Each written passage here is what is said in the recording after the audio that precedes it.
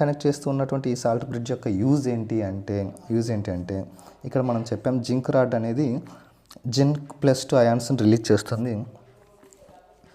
ఆ ఎలక్ట్రాన్స్ను ఇక్కడ నుంచి ఇక్కడికి ట్రాన్స్ఫర్ చేస్తుంది. ఇక్కడ కాపర్+2 అయాన్స్ అనేవి ఈ ఎలక్ట్రాన్స్ని రిసీవ్ చేసుకొని కాపర్ లాగా మారిపోయి దీనిపైన అక్యుములేట్ అయిపోతున్నాయి. ఇక్కడ జింక్